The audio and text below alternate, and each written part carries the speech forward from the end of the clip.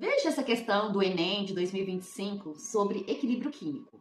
Ele conta uma história sobre a síntese do tetracloreto de titânio. Me dá uma equação. Olha, TiO2 sólido mais 2 mol de Cl2 gasoso, formando TiCl4 gasoso mais O2 gasoso.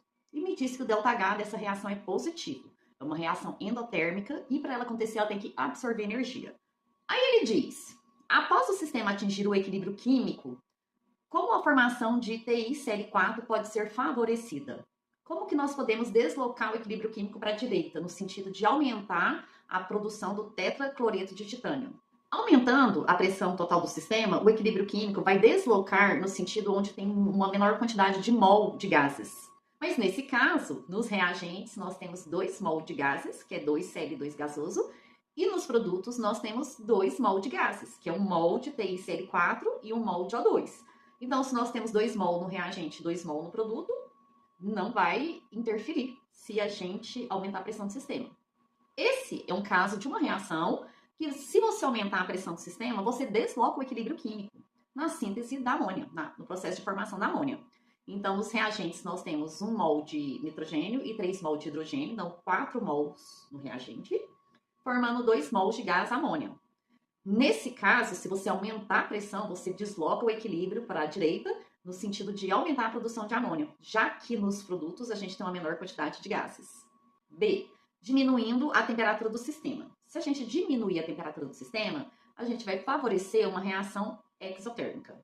Nesse caso, como a reação é endotérmica, para você aumentar a quantidade de tetracloreto de titânio, a gente tem que fornecer energia. Então, essa não é a correta. Letra C. Aumentando a pressão parcial de O2.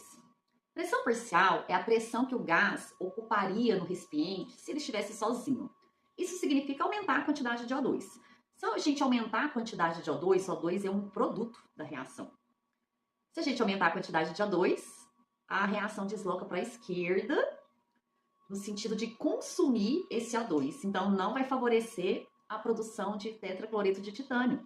Vai favorecer a gente obter agora dióxido de titânio e cloro. Aumentando a pressão parcial de Cl2. Bom, se você aumenta a quantidade de Cl2, que é um reagente, a reação vai deslocar para a direita no sentido de consumir o Cl2. E se ela desloca para a direita, ela aumenta a produção de tetracloreto de titânio. Essa é a resposta verdadeira, letra D.